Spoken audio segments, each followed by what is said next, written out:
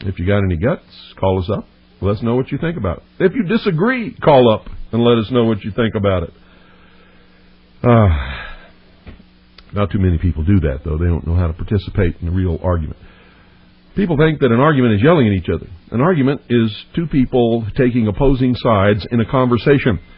And why it's called an argument is because each one has to support their side with facts in a decent, polite, intelligent exchange of ideas. That's what an argument really is. Good evening. You're on the air. Hello, Bill. I'm calling from Canada. Hi. I can barely hear you here every night. The VOA is wiping you out every night here. Well... But I can just barely hear what you're saying, but I listen to Jones every day, and I don't think he's a government agent, but I don't believe most of what he says. Well, good for you. You shouldn't, because most of what he says is definitely not true. He was trying to set us up for doomsday. Yeah. And, you know, one thing he always talks about every day is that there's Chinese and Russian troops all over the U.S. Have you seen any? There are no Chinese and Russian troops in the U.S. except those who are on legitimate exchange training programs. And then another thing, he says that Canadian and Mexican troops are getting ready to invade the U.S. That's a lie. That's Can a you bold... believe this? Canadian. We only have a total of about 50,000 troops in our whole military. Yeah. We can barely defend our own country. Yeah, that's a bold... It's just a bold-faced lie. I'm calling him a liar when he says that right now. It's a lie. Canadian troops and Mexican troops are not gearing up to invade the United States of America. Yeah, well, that's something he repeats that every day. I know, but the Mexican troops have their hands full with the Zapatistas down in southern Mexico, and they sure don't want to tangle with the United States of America, I can guarantee you. Well, certainly. They couldn't even beat the... Let me tell you something. Yeah. They'd have trouble with the Texas Rangers. Right. Now, I'm not saying that the Mexican army is a bad army.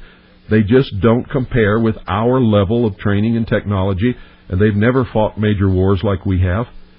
Their training is... They couldn't do it. They just could not do it. They're good, decent people down there in Mexico. So what does he think they're going to do? Occupy the United States? Who? This is ridiculous. It's a lie. It's just a bold-faced lie. And hold off on that. See, I don't know if he's a government agent or not, but if he's not a government agent, he was sure duped on December the 31st. Well, I think he's been duped himself by a lot of this stuff. Well, could be. He actually believes it. Wait till you hear later on, either tomorrow night or Thursday night, a general is going to come out and make an announcement that is going to fulfill all of this stuff that he's building people up to about believe. the missiles being shot off. Well, we're not going to talk about that yet. We're going to hold that till tomorrow night or Thursday night. Okay. And you'll see where this is leading. He builds people up, and then the government delivers the coup de grace. And then he whips up the frenzy, and you can hear the fear and the adrenaline in his voice, and you can tell that these people are panicked. Right on. And it causes panic in the population, and people start heading for the hills. They were scared to death. Oh, yeah. Okay, I'll keep listening. Thanks a lot. Bye. 520-333-4578 is the number. See, I bet you most of the people who were listening on December 31st don't even have the brains to be able to put all this together and understand that they were set up to be terrorized, to become hysterical, to head for the hills, to do something stupid, and I'm awful glad that didn't happen. You see, they went overboard. They scared them so bad that they didn't riot. They were trying to dig holes. Good evening. You're on the air. Oh, Mr. Cooper, this is George in Arkansas. Hi, George. I'm glad you've put this all out for everybody to analyze and listen to again. I myself missed it when it was initially on. Well, you got to do that because people don't think anymore. And see, if I didn't lay this out and let them examine it, they would never even know it occurred, even though they were listening to it and got scared by it all. Yes, sir. And before anyone realized what was really going on, they would be out in panic mode doing whatever. Yeah. And, well, many of them were, but thank God they didn't riot.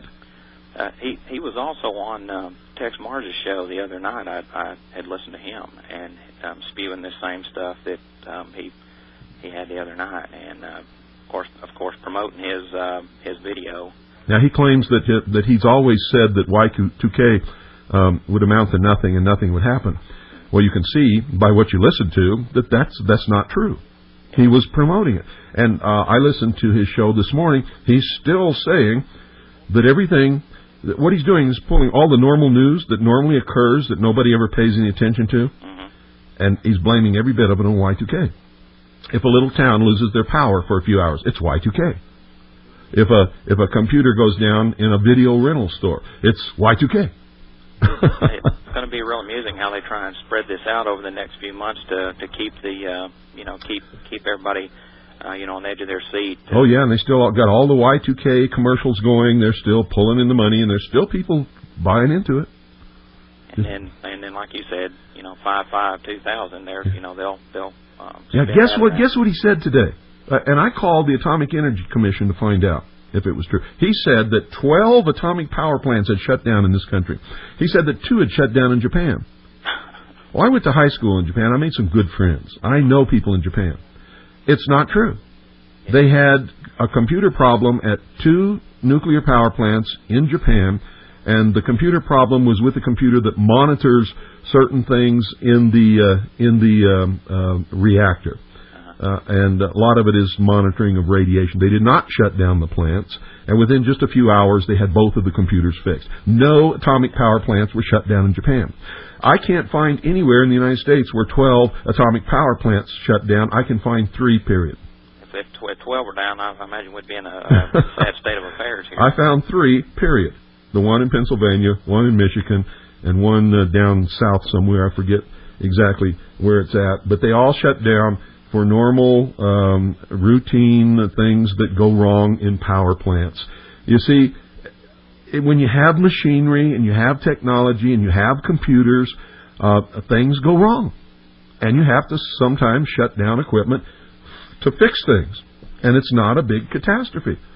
You notice how he kept saying in those clips that I was running that they didn't shut down for that power transformer. It had to be something really wrong happened in there. Well, that's a lie. They really did shut down because some insulation in the transformer failed. And they only shut down 1 of 2 reactors that they have, because if the reactor is going, they couldn't go in there and work on this piece of equipment that generates the electricity because of the steam pressure.